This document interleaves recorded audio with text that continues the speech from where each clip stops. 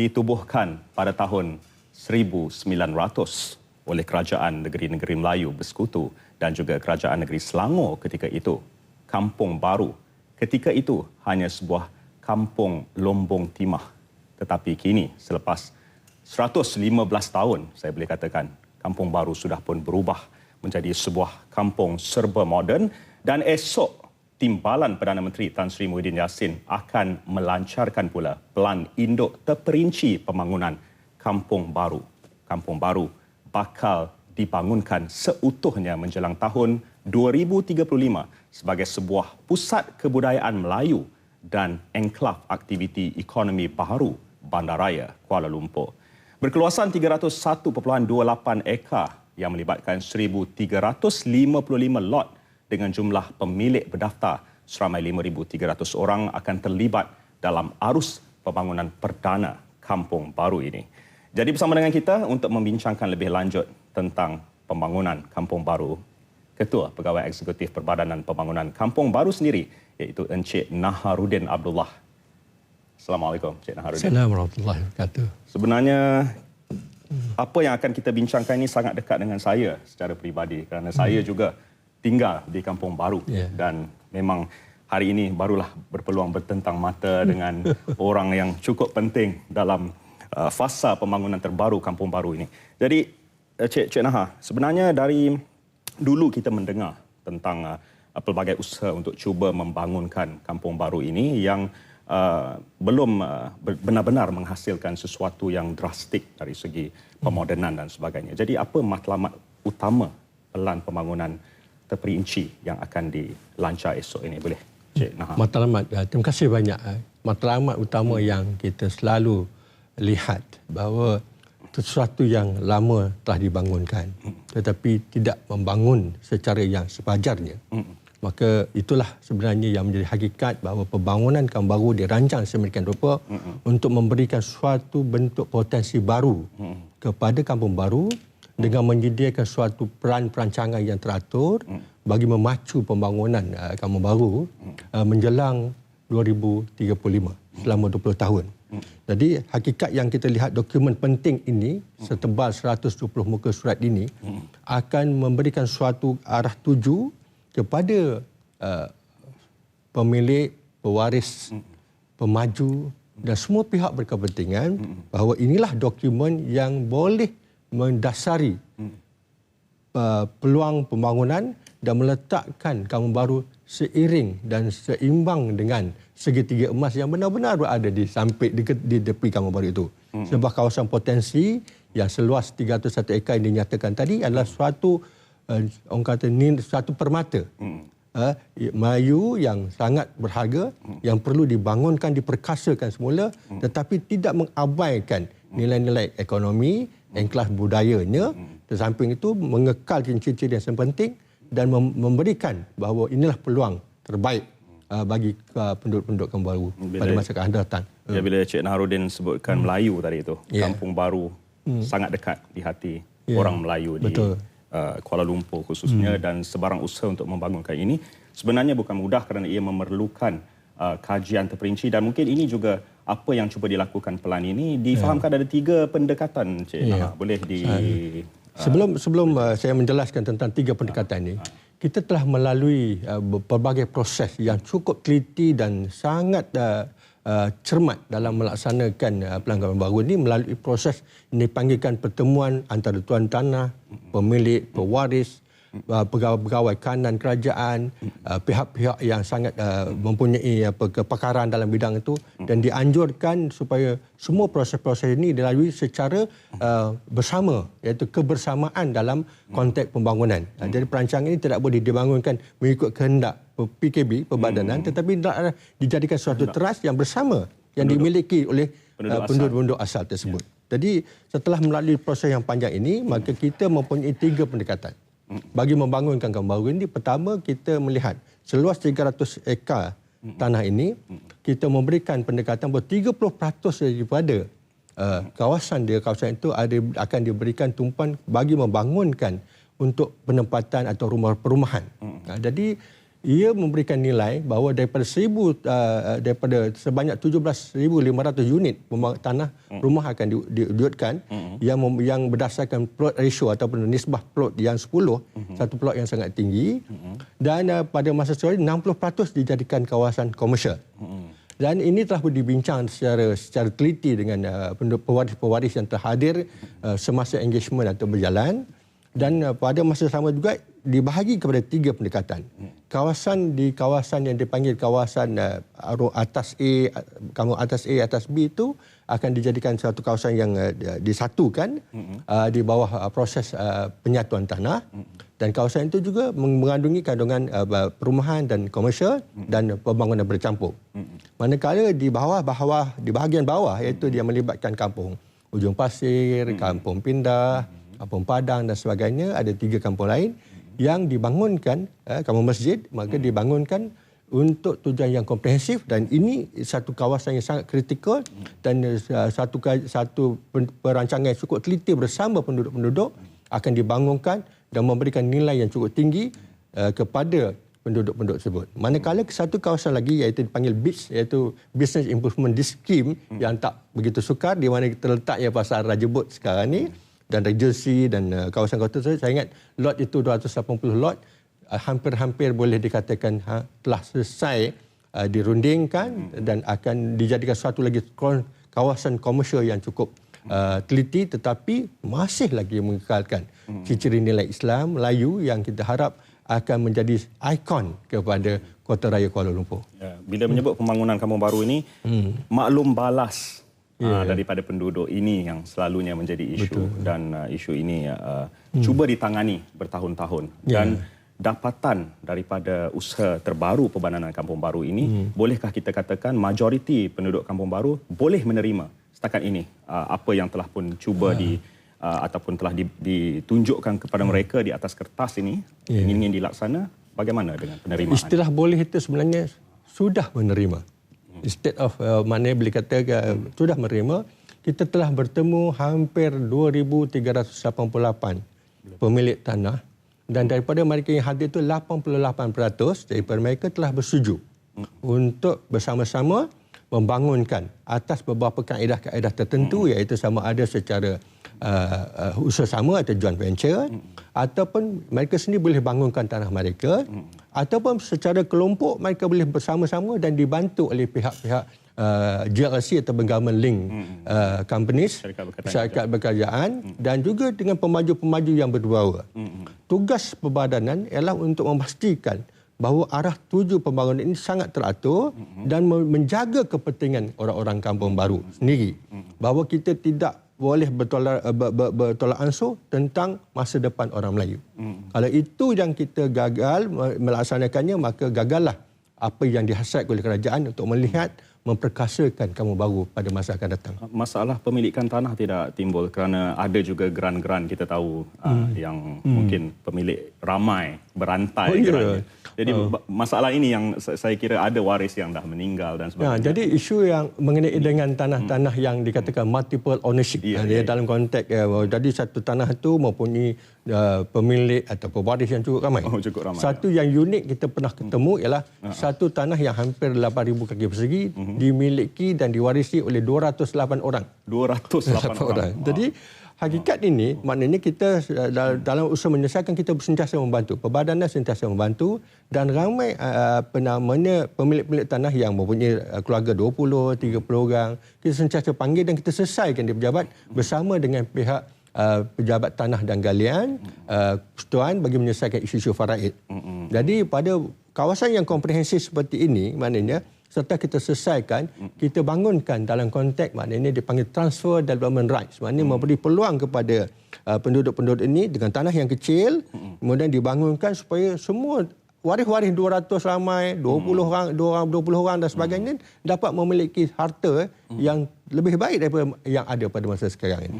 Ini satu perkara yang sangat sukar untuk dilaksanakan, tetapi insya-Allah melalui pendekatan yang kita rasa pendekatan bersama dengan penduduk-penduduk ini, kita lihat penduduk kampung baru bukan saja bertambah pada 2035 itu kepada 77,000 orang penduduk, tetapi mempunyai suatu kawasan pembangunan yang dirasakan sangat selesa untuk mereka tinggal, teratur dan sangat mesra alam, mesra hijau dari segi environmentnya dan juga memberi pulangan yang tinggi kepada tuan-tuan tanah sendiri. Jadi pihak perbadanan tidak mempunyai sifat untuk mencari keuntungan kerana bukan itulah matlamat kita. Kerana kita sebagai pemudah cara, penggerak dalam konteks pembangunan kampung baru, kita memberikan ruang yang cukup baik dan membantu mereka apa sahaja yang boleh kita bantu asalkan mereka melihat bahawa ini adalah satu kepentingan untuk generasi masa depan mereka. Anak-anak mereka harus diberi peluang untuk tinggal di bandar, mempunyai kemudahan infrastruktur yang baik, dengan konektiviti yang terbaik dan meletakkan kampung baru bukan sahaja satu kawasan yang cukup selesa untuk tinggal tetapi memberi peluang yang baik untuk mereka menjadikan kehidupan yang vibrant dalam konteks Kuala Lumpur, kota raya. Encik Naharudin, sebenarnya menjadi pemudah cara untuk menyeragamkan pemikiran pemilik tanah yang begitu ramai. Dalam satu contoh pun 200 lebih pemilik tanah. Jadi ini satu tugas yang sangat mencabar. Apapun harapan kita, pelan ini benar-benar dapat meyakinkan penduduk Kampung Baru. Dan kita juga difahamkan yang 40 pemimpin GLC ternama negara, disebut GLC tadi itu, akan hadir pada pelancaran esok dan ini juga meliputi rakan-rakan strategik perbadanan sendiri. Jadi adakah mereka ini akan turut serta secara langsung dalam pembangunan? Kita mengharapkan selama 230 rakan strategik dan juga GLC bersama kita dan kita meletakkan harapan cukup tinggi kepada mereka untuk menyertai peluang yang besar di hadapan ini dan inilah peluang terbaik dan suasana yang perkembangan ekonomi ada. Mereka dapat melabur di peringkat domestik dan memberi ruang yang baik kepada masa depan negara dan inilah dengan GDV ataupun Gross Development Value yang ada ni hampir sangat tinggi dan saya rasa Yang Amat Berhormat Perdana Menteri besok akan Timbalan Perdana Menteri besok akan mengumumkan suatu pengumuman yang cukup penting tentang nilai sebenar Kampung Baru pada masa menjelang 2035. Tak sabar nak mendengarnya tu kerana saya juga salah seorang penduduk Kampung Baru. Jadi harapan penduduk Kampung Baru seperti yang kita sebutkan berkali-kali tadi itu ingin kita dengar. Jadi sama-sama kita lihat apakah maklum balas penduduk Kampung Baru terhadap pelan induk yang bakal dilancarkan esok.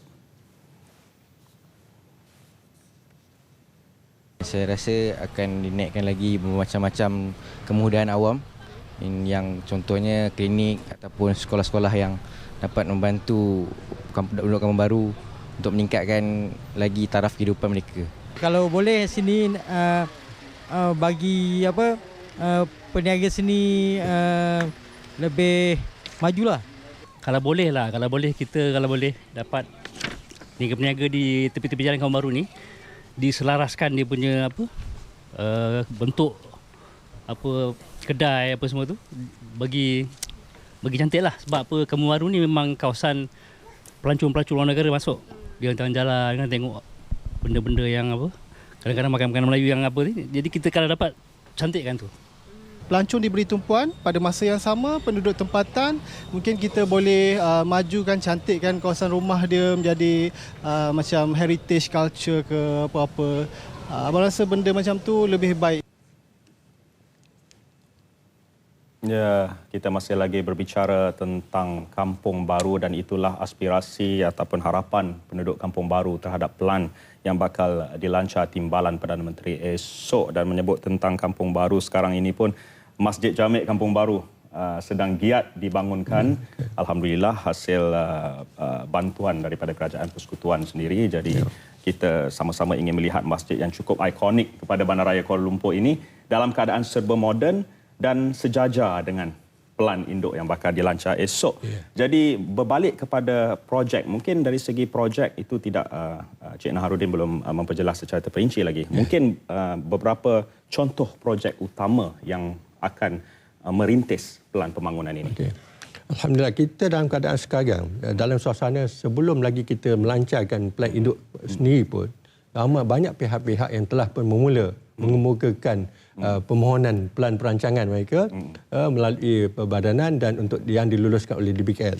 Alhamdulillah setakat ini 16 buah projek yang bernilai lebih daripada 1 bilion. 1 bilion ringgit yang memberi nilai yang sangat tinggi sebagai satu projek yang dipanggil pemangkin.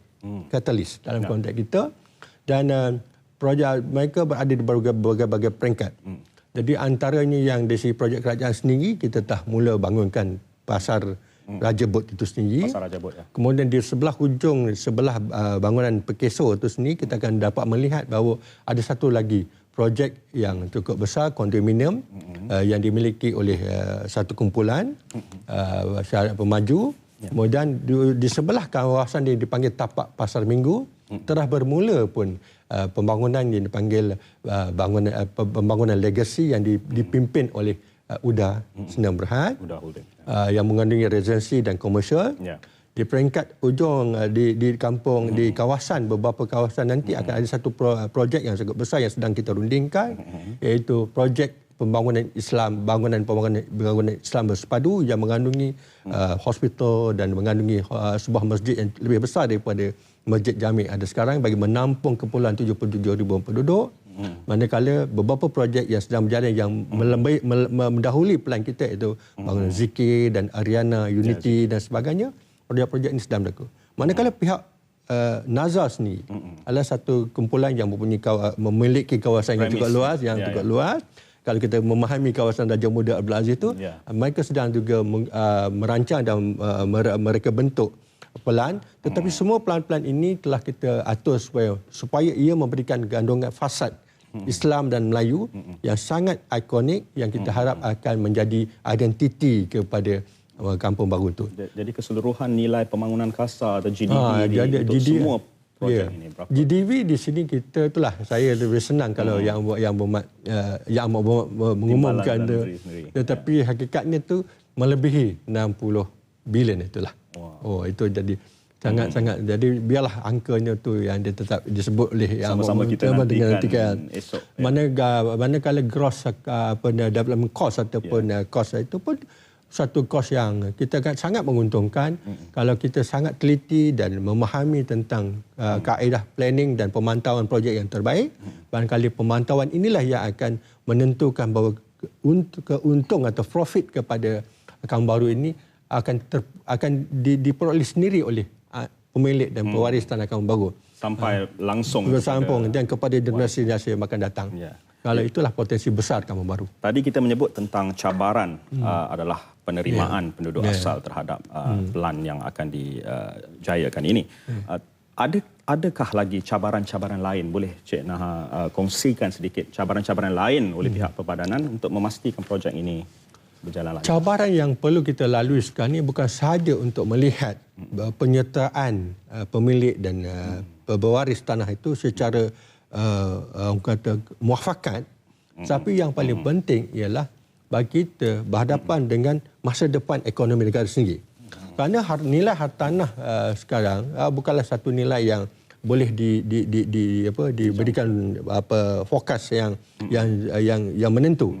Tetapi untungnya itu memang ada, tetapi cabaran itu ialah banyak yang boleh kita hasilkan dari segi profit sampai momen kendaknya.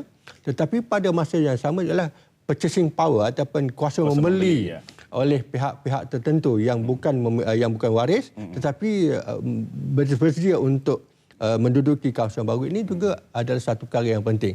Soal rumah-rumah mampu milik sebagai contoh adalah satu contoh yang penting supaya generasi muda, kumpulan yang dipanggil young urban professional, duduk di kampung baru, bukan saja mereka bekerja, beraktiviti, belajar dan memenuhi keperluan masyarakat itu sendiri.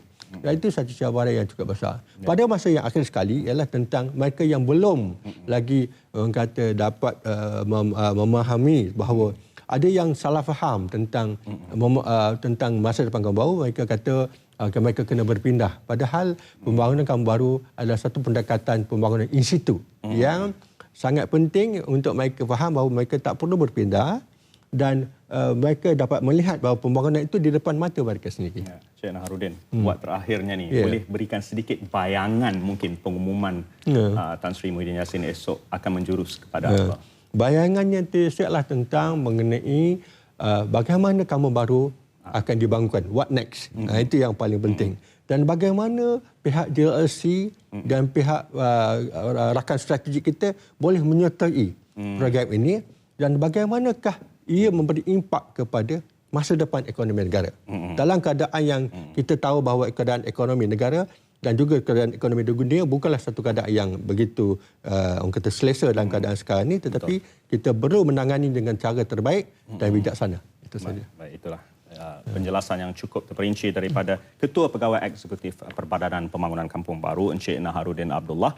Harapan kita apapun di sebalik pembangunan yang bakal dilaksana ini, mercu-mercu tanda Kampung Baru yang cukup ikonik kepada Bandaraya Kuala Lumpur. Selain Masjid Jamek tadi, kita ada Dewan Sultan Sulaiman, ya, dan kita ada juga Pasar Minggu di Jalan Raja Muda Musa, dan Sekolah Menengah Kebangsaan Puteri Wilayah.